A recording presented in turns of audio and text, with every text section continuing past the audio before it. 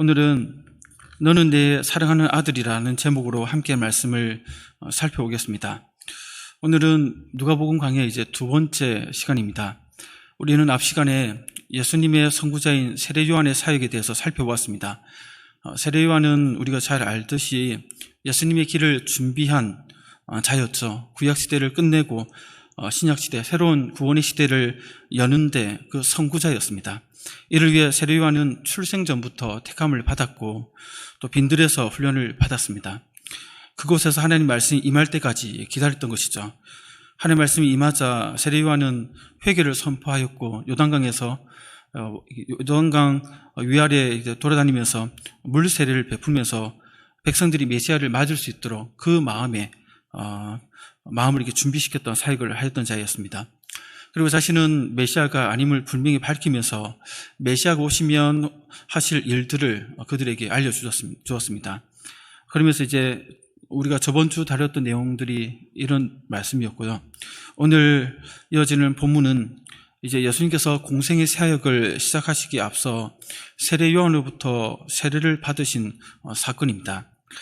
예수님은 세례 요한이 증거했던 나보다 능력이 많으신 곧 메시아였음에도 불구하고 세례 요한에게 나와서 세례를 받으시려고 합니다.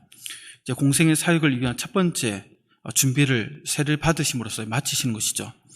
비록 짧은 이 두 구절이지만 이 말씀 속에서 예수님은 어떤 분이시고 또 어떤 사역을 하셔야 했고 또 무엇으로 그 사역을 감당하셨는지를 살펴보고자 합니다.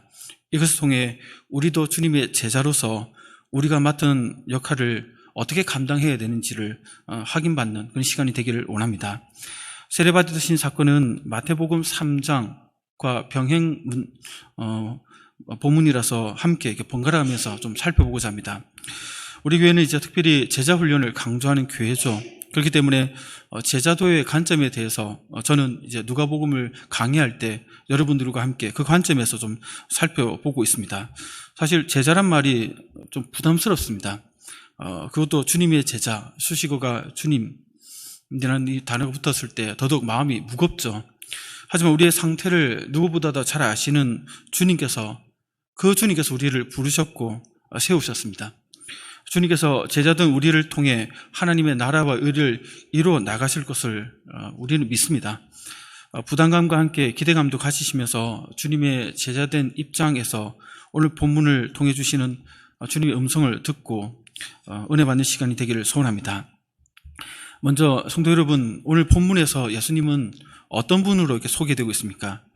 하나님이 사랑하고 기뻐하는 아들이자 동시에 메시아로 소개되고 있습니다. 예수님은 하나님의 아들이자 메시아, 즉 그리스도이십니다. 우리가 잘 알고 있는 사실이죠. 22절에서 예수님의 이 두 가지 신분을 확인할 수 있습니다.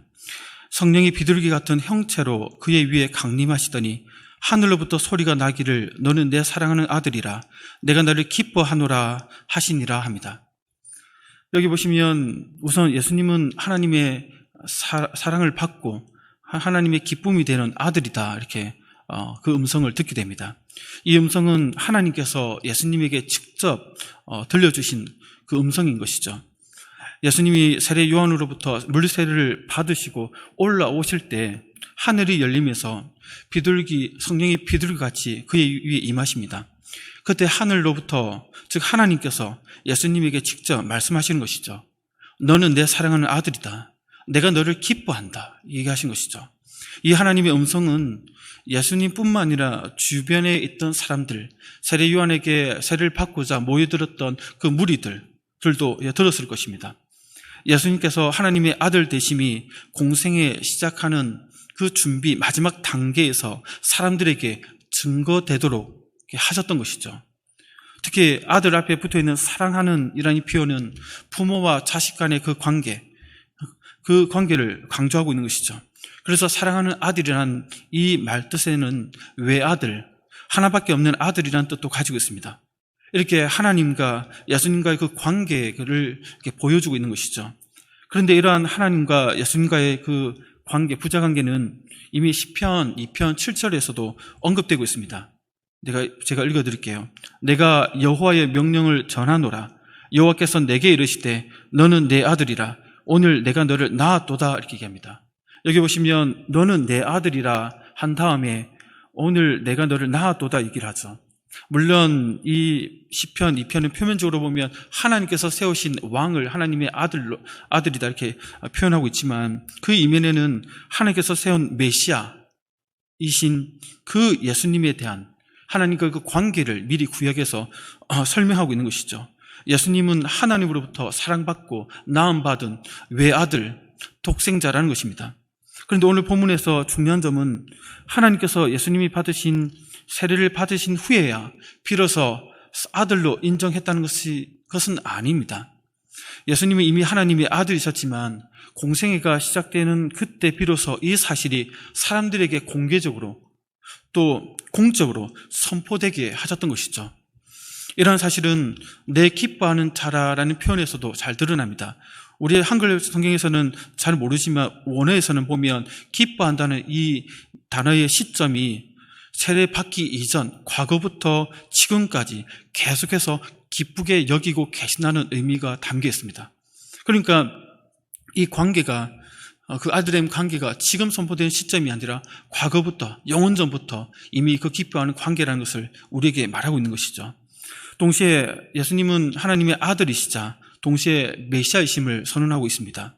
방금 우리가 본문에서 읽었던 22절 전반부를 다시 보시면 성령이 비둘기 같은 형체로 그의 위에 강림하시더니 이렇게 얘기하죠. 성령이 비둘기 같은 형체로 예수님의 강림, 임하십니다.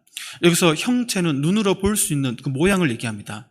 예수님이 임하신 그 성령께서 임하실 때 주변 사람들, 세례 요한은 물론이고 알아볼 수 있는 형체로 임했다는 것입니다.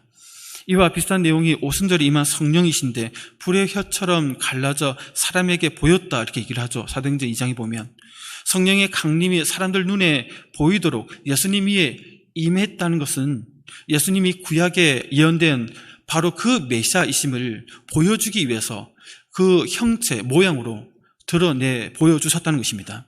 예수님께 성령이 임한 것은 나의 영을 그에게 부어주었다라는 구약 이사야 42장 1절의 성취이기도 합니다. 거기 1절에 보시면 제가 읽어드릴게요. 내가 붙드는 나의 종, 내 마음에 기뻐하는 자, 곧 내가 택한 사람을 보라. 내가 나의 영을 그에게 부었은 즉 그가 이방에 정의를 베풀리라 이렇게 얘기합니다.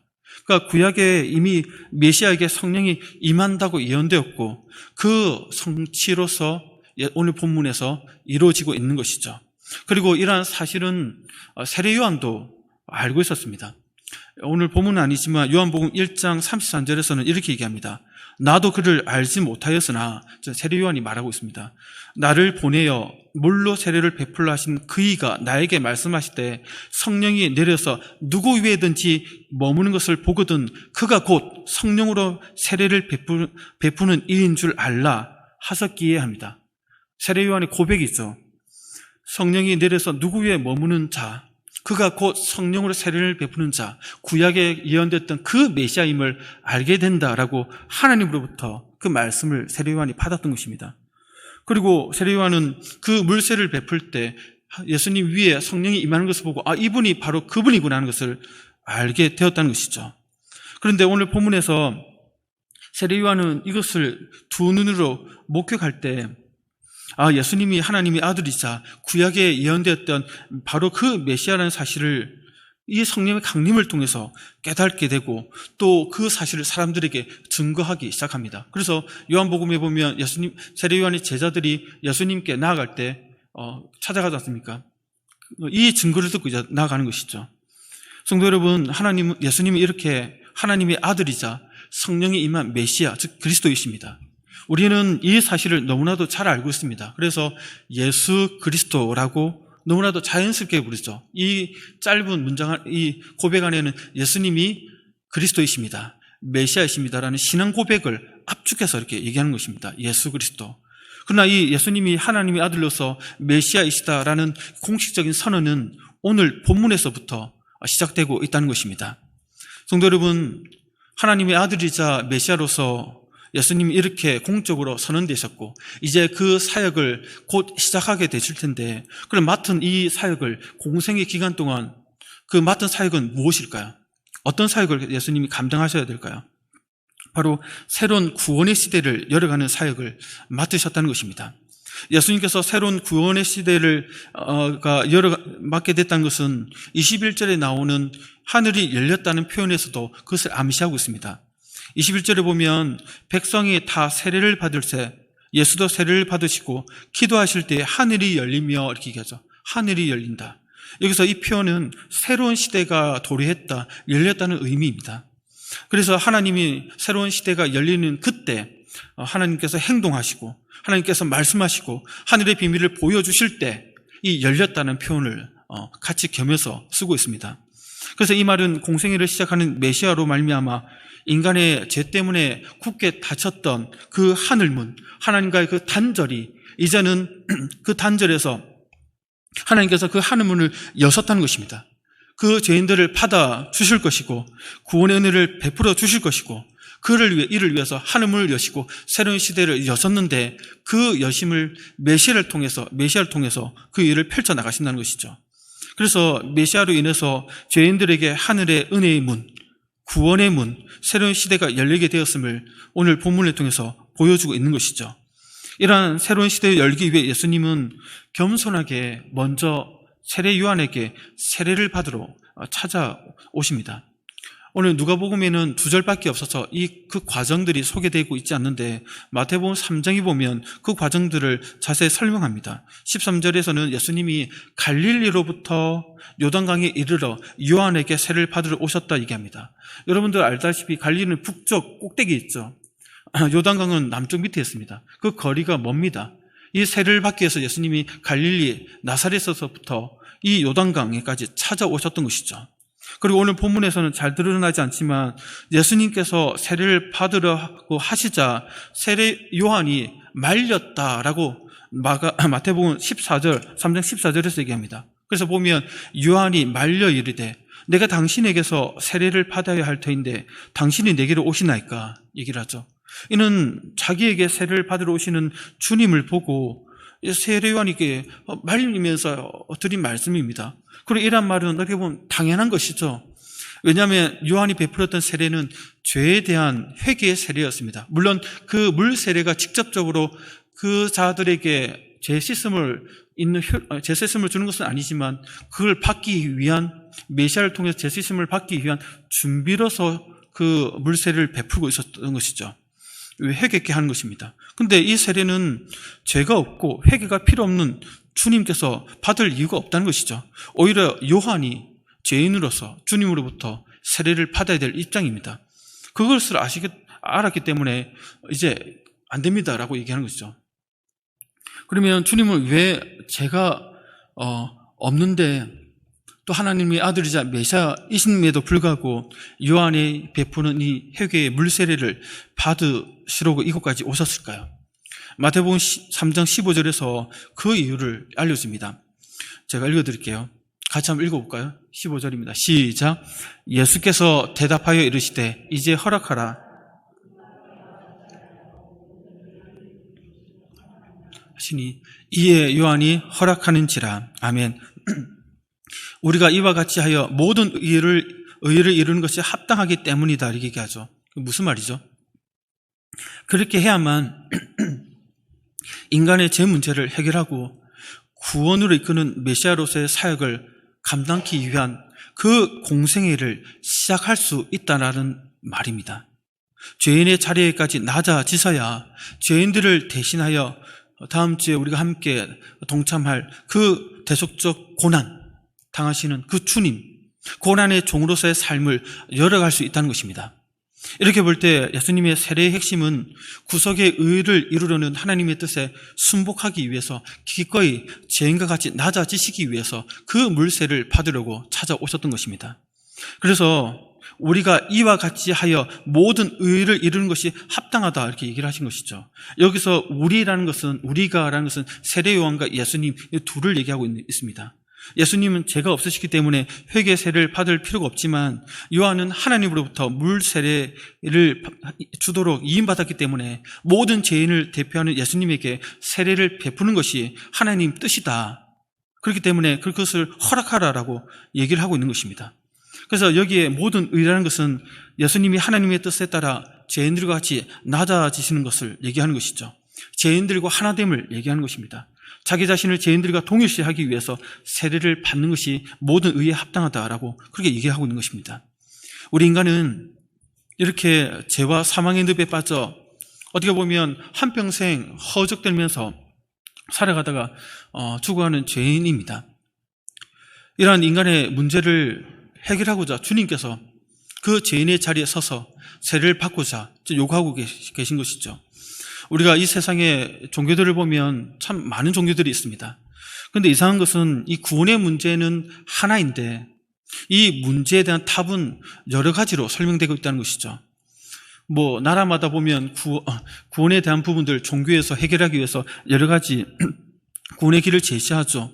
인도에서는 나온 불교에서는 해탈을 통해서 이 고해에서 벗어나고자 하고, 또 알라신 이슬람 종교에서는 복종을 통해서 그 구원의 길에 들어갈 수 있다라고 제시를 합니다. 이렇게 나름대로 수많은 종교들이 자기들의 그 정답이라고 얘기하지만 문제는 하나지만 이 문제에 대한 답들이 다 다르죠. 이들 가운데 죄와 사망의 늪에 빠진 인간을 구원할 수 있는 그 답이 하나도 없다는 것입니다. 그래서 어떤 이들은 좀 우스갯소리로 이런 여러 종교 창시자들을 비유적으로 이렇게 얘기합니다. 어떤 사람이 급류에 휩쓸려 가는데 그 공자는 휩쓸려 가는 그 사람을 보면서 왜 물에 빠졌니? 하면서 나무라고 있다는 것이죠. 또 석가는 너 스스로 물에서 나오너라 이렇게 얘기한다는 것이죠. 또 마호멧은 인살라 하면서 알라의 뜻대로 이렇게 중얼중얼 하기만 하고 그냥 쳐다보고 있다는 것이죠. 근데 그때 갑자기 어떤 사람이 팍 뛰어들어서 그 물에 빠진 사람을 건져서 나오는 것이죠. 그 세 명이 놀라서 쳐다보니까 그분이 예수 그리스도라는 것이죠. 비유적으로 이렇게 설명을 들기도 하지만 실제로 그 죄와 사망의 늪에 허적거리는 그 죄인들을 건지기 위해서 그 더러운 늪에 뛰어든 사람은 아무도 없습니다. 예수님 빼고. 예수님만이 모든 것을 다 버리고 죄인의 자리에 내려오셨다는 것입니다. 주님은 우리가 아직 원수되었을 때에 우리의 구원을 위해서 하늘의 보좌를 버리셨습니다. 뿐만 아니라 만왕의 왕이시면서 인간, 종의 형체를 가지신 것이죠. 죄가 없으시지만 회개의 세례를 받으시기 위해서 그 먼 곳에서 와서 겸손히 그의 앞에 고개를 숙이고 있는 것입니다. 세례요한 앞에. 선을 행하고도 하나님의 저주를 우리 대신 받으시고 십자가에 고난 받으셔서 돌아가셨습니다. 이처럼 주님은 죄인을 구원하기 위해서 철저하게 우리와 동일한 죄인의 모습으로 그 자리에 서셨고, 이를 위해서 오늘 그 상징적으로 세례 요한으로부터 물 세례를 받고 계시다는 것입니다.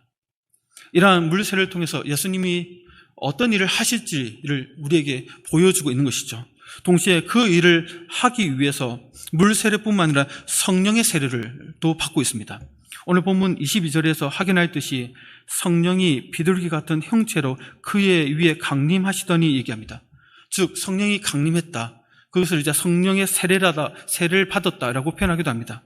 일차적으로는 메시아 되심에 대한 앞서 우리가 살펴봤듯이 증거이기도 하지만 동시에 메시아로서 그 사역을 감당하기 위한 성령의 능력을 입으셨다는 것입니다. 예수님은 새로운 구원의 시대를 여시기 위해서 겸손하게 죄인과 함께 하시기 위해 세례 요한으로부터 물세를 받으셨습니다. 동시에 하나님께서 하늘문을 여시고 메시아로서 구원의 사역을 감당하도록 성령의 그 강림, 성령의 세례를 허락해 주셨다는 것입니다.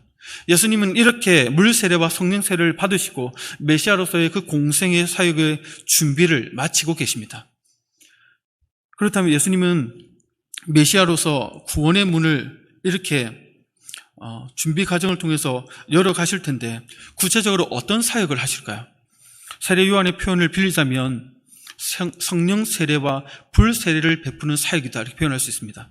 우리가 앞 시간에 살펴봤던 그 누가복음 3장 16, 17절에서 보면 예수님의 사역을 크게 두 가지로 표현하고 있습니다. 구원과 심판 표현합니다.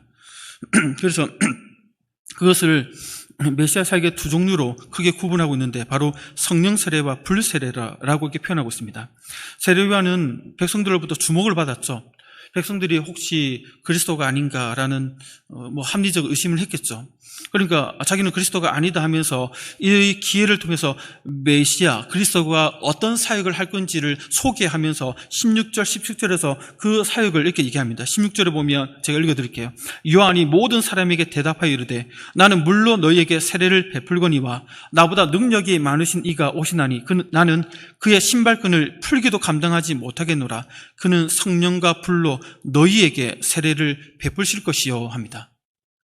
자신의 사역과 메시아의 사역을 비교해서 자신이 메시아가 아님을 강조하면서 메시아는 너희에게 성령과 불로 세례를 베푼다. 그 사역의 그 종류를 얘기하고 있는 것이죠. 여기서 성령과 불로 세례를 베푼다는 말은 무슨 뜻일까요? 사도행전을 보면 알 수 있는데 사도행전에는 불에 관한 언급이 더 이상 등장하지는 않습니다. 사도행전 1장 5절에서 보면 요한은 물로 세례를 베풀었으나 너희는 몇 날이 못되어 성령으로 세례를 받으리라 얘기하죠. 오순절 그 마가 다락방에 임한 성령의 강림이 성령으로 세례를 받는다라고 표현한 것이죠. 예수님은 제자들에게 성령으로 세례를 받게 되리라 말씀합니다. 여기는 불세례가 언급되지 않습니다. 그렇다면 너희가 세례를 주실 것이요라는 방금 읽었던 16절은 말씀은 너희라고 얘기했죠. 그 너희에게 성령과 불세례 두 종류가 동시에 임한다는 것입니까? 아니면 누구에게는 성령 세례, 누구에게는 불세례가 임한다는 뜻일까요? 후자를 얘기합니다. 후자. 누구에게는 성령 세례, 누구에게는 불세례가 임한다는 것이죠. 그 사실을 17절, 오늘 본문은 아니지만 저번 주 그 본문이 17절에서 얘기를 해줍니다. 거기에 본문에 보면 손에 키를 들고 자기의 타작 마당을 정하게 하사 알곡은 모아 곳간에 들이고 쭉정이는 꺼지지 않는 불에 태우시리라 얘기합니다. 그러니까 오실 메시아가 키질을 할 때 사람들을 둘로 나누죠. 알곡과 쭉정이로 나누는데 알곡은 모아서 드리고 천국으로, 쭉정이는 분리해서 꺼지지 않는 불에 던져 넣습니다. 다시 말해 어떤 사람은 구원을 받게 하고 어떤 사람은 멸망을 받게 된다는 말씀입니다. 이것은 메시아가 오셔서 베풀 성령과 불세례의 결과를 말하고 있는 것이죠. 그렇기 때문에 우리는 이 세례가 요한의 예언적인 시각에서는 하나의 세례처럼 보였을지라도 실제로는 별개의 두 가지의 세례로 이해해야 합니다. 다시 말해 성령 세례는 구원과 관계에 있어서 우리가 예수를 믿을 때 동시에 성령 세례를 받게 되는 것이고, 불세례는 예수를 믿지 않는 자들이 마지막 하나님으로부터 쭉정이가 불에 떨어지는 것처럼 불세례, 심판을 받게 되는 것을 얘기하고 있는 것입니다. 그리스도를 믿는 신자는 성령으로 믿는 그때 성령으로 세례를 받게 되어서 하나님의 자녀가 되고 구원을 받게 될 것입니다. 하지만 불신자는 불로 세례를 받게 될 것을 말하고 있는 것이죠.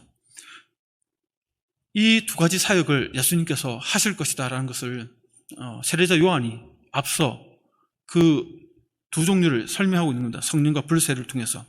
그렇다면 왜 성도인 우리는 성령으로만 세례받고 불세례는 면하게 될까요? 이는 그리스도께서 그의 백성을 위해서 십자가에서 대신 그 불세를 받으셨기 때문에 우리는 불세를 면하게 되는 것입니다. 대신 성령께서 성령을 보내주심으로 말미암아 우리에게 성령으로 세례를 받게 해주시는 것이죠. 예수님은 이렇게 구원과 심판의 사역을 행하실 때 이 두 가지 불세례와 성령 세례를 통해서 우리에게 말해주고 있습니다. 그런데 여기서 잠깐 언급하고 싶은 것은 오순절파라고 이렇게 언급을 해야 될지 모르겠지만 어떤 교단에서는 성령의 세례하면 구원을 받은 사람이 또 다른 능력을 덧입기 위해서 받아야 될 세례다. 그 세례를 받으면 방언이 터진다. 이렇게 이제 묘사하는 분들도 있습니다. 이것을 근데 성경에서는 그렇게 얘기하지 않고 성령 세례를 받는다는 것은 예수님을 믿을 때 구원받을 때 받는 세례를 성령 세례로 표현합니다. 그분들은 그렇게 표현할지 모르지만 성경에서는 그렇게 표현하지 않습니다. 그래서 헷갈릴 필요가 없습니다. 제가 지금 말씀드린 것은 구원과 직접적인 관련된 세례를 얘기하는 것이기 때문에 헷갈리지 마시고, 또 불세례에 대해서도 은사주의 쪽이라고 해야 될까요? 그쪽에 뜨겁게 성령에 체험한 분들 보면 성령의 불을 받았다 이렇게 표현하죠. 그래서 불세례를 받았다 표현하기도 합니다. 그런 분들의 모습을 보면 저도 중국에서 그런 분들 많이 봤기 때문에 양수하면 뒤로 넘어지죠. 그럼 떼굴떼굴 뒹굽니다. 뜨겁다고, 불이 탄다고. 그래서 실제로 옷이 탄 분도 있다고 얘기를 듣기도 했는데, 어쨌든 그렇게 뜨겁게 불같은 성령의 충만함을 입었을 때 불세례를 받았다 표현하기도 합니다. 하지만 여기서 말하는 것은 그런 불세례를 얘기하는 것이 아니라 성령의 강한 어떤 충만함을 경험한 것을 얘기하는 것이 아니라 심판을 얘기한다는 것입니다. 이게 오늘 누가복음에서 얘기하는 이 단어에 대한 해설이니까 헷갈리지 마시기 바랍니다. 이렇게 정리를 해놓고 다시 좀 본문으로 들어가면, 예수님은 이렇게 구원과 심판의 사역을 이제 행하실 텐데, 그러면 어떻게 그 일을 행하실까요? 이것이 이제 중요합니다. 여기서 우리에게 주시는 교훈들을 좀 살펴보자 하는데, 우선 예수님은 말 그대로 성령의 능력과 기도로 그 사역을 감당하셨다는 것이죠.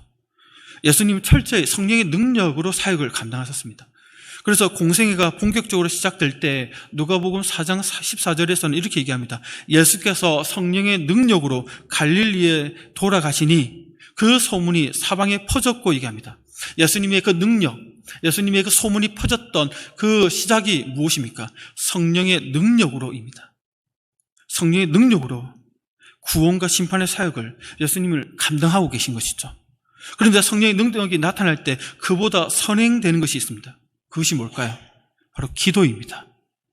예수님은 사역하실 때 항상 기도를 우선시했습니다. 우선시했습니다. 우선시. 기도를 통해 성령의 능력을 의지하셨다는 것이죠. 오늘 본문에서도 이 순서를 우리에게 보여주고 있는데 21절에 보면 예수도 세례를 받으시고 기도하실 때에 하늘이 열리며 합니다. 기도하실 때에 하늘이 열렸습니다. 그리고 성령이 비둘같이 예수님 위에 강림하셨고 하나님의 음성이 들려온 것이죠. 강조점이 뭡니까? 첫 시작은 무엇입니까? 예수님께서 기도하셨다는 것입니다. 기도의 결과로 하늘이 열리고, 기도의 결과로 성령이 임했고, 기도의 결과로 하나님의 하나님부터 아들 되심에 대한 그 선언을 듣게 되었다는 것입니다.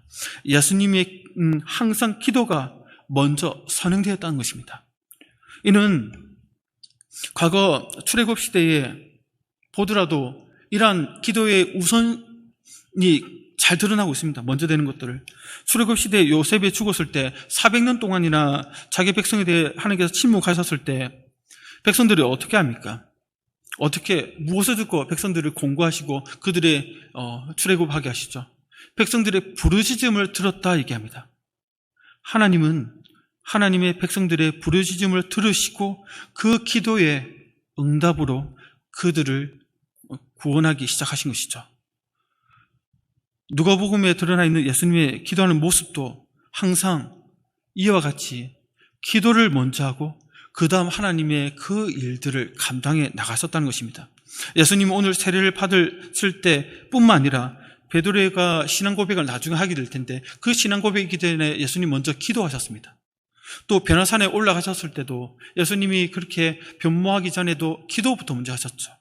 누가복음에 보면 항상 예수님이 기도를 우선적으로 하셨다는 것을 강조적으로 얘기를 하고 있습니다. 이렇게 예수님은 기도를 통해서 성령의 능력을 힘입으셨고 맡은 사역들을 감당해 나가셨다는 것입니다.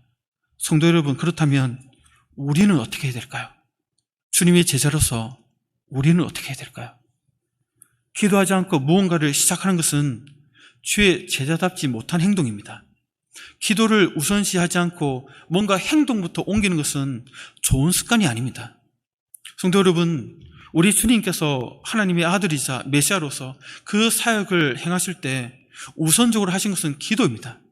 기도를 통해 성령의 능력과 지혜로 그 구원과 심판의 사역들을 감당하셨다는 것입니다. 어떻게 보면 예수님은 이 땅에 오셨을 때 세상적으로 보면 장기를 둘 때 차, 포 다 떼고 시합을 하듯이 기울어진 운동장에서 예수님은 공생애를 시작하셨습니다. 하나님으로서 모든 신적 능력을 다 내려놓고 인간 예수로서 그 일들을 감당할 때 예수님은 자신의 신적 능력이 아니라 하나님께서 부어주셨던 그 성령의 능력과 하나님을 의지했던 그 기도의 능력으로 그 공생애의 그 삶을 온전히 살아내셨다는 것이죠. 성도 여러분, 우리는 그 주님의 본을 본받아야 된다는 것입니다. 우리는 주님의 제자입니다. 우리 각자에게 하나님께서 허락하신 어떤 그 일들, 사명이라 하면 거창할 수도 있겠지만 여러분들에게 부담으로 주셨던 여러분들의 인생에 어떤 갖고 있는 하나님으로부터 온 어떤 그 일들이 있지 않습니까? 그게 가정 안일 수도 있고 학교일 수도 있고 직장일 수도 있고 사업터전 또는 교회 안일 수도 있는데 그 일을 막도록 세워주셨습니다. 그런데 성도 여러분들은 그 일을 무엇으로 감당하고 계십니까? 기도입니까? 아니면 내 경험입니까? 성령의 능력입니까? 아니면 나의 실력입니까? 우리 주님의 발자취를 따라 기도를 우선시하고 기도를 통해 성령의 능력과 지혜를 얻어서 그래야 하나님께서 맡겨주신 그 일들을 우리가 감당할 수 있다는 것입니다. 저에게 이제 은사, 영적 멘토가 계세요. 영적 아버지. 중국에서 같이 사역할 때 저를 이끌어 주셨던 선교사님이신데 지금 이제 아프리카 말라이 공화국에서 사역을 하고 계신데 그분이 작년에도 뵀는데 그분이 만나면 항상 저에게 얘기합니다. 제 이름 디모데거든요. 예명이, 선교명이. 디모데, 기도 많이 하고 있냐? 너 기도 많이 해야 돼? 최소 3시간 해야 돼? 이게 합니다. 3시간. 그럼, 네, 3시간 해야죠. 근데 실제로 3시간 1년에 한 번 할까요? 2번 할까요? 다음 주에 한번 시도를 해볼까 싶기도 한데, 많이 하면 1시간. 기도 많이 안 하면 절대로 안 돼. 그분의 아들이 저보다 2살인가 어린데, 선교사로 같이 말레이 공화국에 있거든요. 저는 잠깐 한국에 나왔나 그런데 그 집은 자녀를 6명 낳아가지고 우리보다 앞섰습니다. 첫째를 중국에서 같이 낳았거든요. 그 아들이 돼서 얘기했대. 아들 선교사 잘하는데 다 잘하는데 기도가 약해. 그래서 걱정이 된다. 이렇게 저한테 얘기를 하시는 거예요. 그분이 기도를 많이 하니까 뭐 능력이 없어서 기도를 많이 하시나 생각할 수 있겠지만 그분의 IQ가 154인가 그렇습니다. IQ가 154. 얘기하면 되나 모르겠는데 어쨌든 똑똑합니다. 그래서 중국에서도 산동성 성 전체에 한국인들이 기업을 세울 때 경제 고문, 기업을 세우는데 자문하는 그 일들을 했습니다. 크게 사업을 하셨고 뭐 하나님이 선교사역 한다고 다 이제 내려놓고 이제 선교사역을 하셨던 분인데 그분이 엄청 똑똑합니다. 엄청 빠릅니다. 그래서 그분이 처음 은혜를 받고 선교사역을 막 하실 때 저도 옆에 있을 때 들었던 얘기인데 그분을 도와서 함께 했던 목사님이 우리 선교사님한테 항상 하던 말이 제 선교사 당신은 너무 머리가 똑똑해가지고 너무 주님보다 앞서간다. 너무 앞서가지 마. 기도해야 된다. 항상 이 얘기를 들으셨어요. 그분이. 그러면서 그분이 이런 얘기를 계속 듣다 보니까 이제 새벽마다 기도를 하시는 것이죠. 기도하면 2시간, 3시간씩. 왜냐하면 자기가 가지고 있는 인간적인 능력이 너무 탁월하니까 그걸 그냥 놔두면 자동으로 돌아가서 주의 일을 할 때도 인간적인 계산으로 다 그냥 답까지 내려버리면 주님의 뜻보다 앞서가는 경우가 너무 많아서 이렇게 시행착오를 많이 겪으니까 그렇게 안 하려고 새벽마다 틈이 날 때마다 기도하시는 거예요. 1시간, 2시간, 3시간. 그러다 보니까 늘 주님 뜻이 무엇인지 구하고 자기 머리로는 이미 답이 나왔어요. 근데 주님 뜻인지 아닌지 항상 구하고 또 기다리고 또 물어보고 또 구하고 그러면서 하나님께서 응답하실 때까지 기다리면서 기도하는 그 모습을 저에게 많이 보여주셨습니다. 그러면서 그분이 저에게 얘기하는 거죠. 디모데, 기도 많이 해야 된다. 기도 많이 안 하면 안 된다. 기도 많이 해야 된다. 항상 그렇게 얘기합니다. 그런데 부족하죠. 부끄럽죠. 그렇게 못하고 있는 저 모습을 보면. 성도 여러분, 이렇게 기도 많이 하는 것은 특별히 선교 사역을 하는 분들에게만 필요한 일일까요? 절대 그렇지 않습니다. 여러분들 자녀들 기도 안 하고 자녀들 양육이 되던가요? 기도하는 자녀는 망하지 않는다 이렇게 얘기를 하죠. 말 듣지 않습니까? 기도 안 하면 답 없습니다. 부부관계 여러분들이 사랑의 끈으로만 부부가 끝까지 백년해로를 할까요? 저는 다문화 가정이라서 그런지 모르겠지만 부부가 이혼하지 않고 끝까지 사는 건 기적이다, 기적. 이런 생각을 많이 들 때가 있습니다. 물론 우리 아내가 나쁘다, 제가 나쁘다, 이런 의미가 아니니까 오해하지 마시고요. 행복합니다. 오해하지 마시고요. 기도하지 않고 어떻게 부부 생활이 주님 안에서 이렇게 계속 사랑의 관계 유지하면서 갈 수 있을까? 내가 맡은 일, 저는 목회자니까 뭐 사역을 하지만 여러분들 사회에서 맡은 일들이 있죠.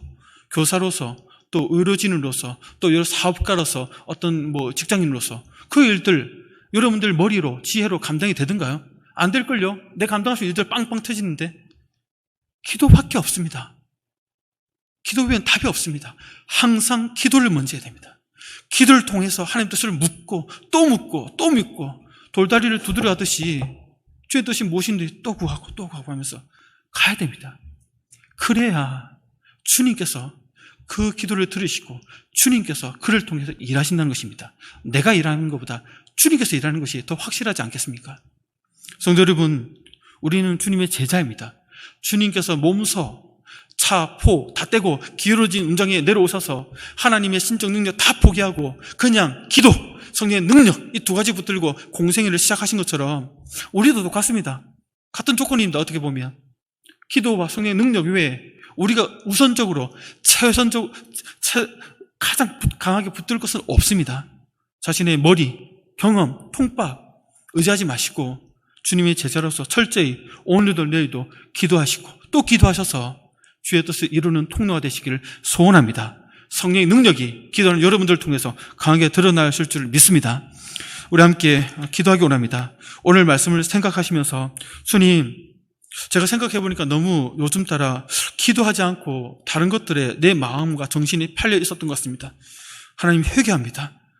내가 무엇이 간데 주님의 부름받은 제자로서 세상 가운데 보냄받았고 그 일을 감당하고 있는데 그 일을 내 힘으로, 내 경험으로 내가 하는 그 습관적으로 그 일만 하고 있는지요? 이것은 너무나 어리석은 짓입니다. 이제 기도하겠습니다. 주의 뜻을 구하겠습니다. 겸손하게 오늘도 내일도 주의 뜻을 구하고 묻고 성령의 능력을 의지하여 그 일을 감당하기 원합니다. 그렇지 못한 내 교만한 마음을 용서해 주시고 온한 마음을 용서해 주시고 겸비한 마음 겸손한 마음 기도하도록 붙들어 달라고 우리 자신을 함께 놓고 기도하며 나아가겠습니다.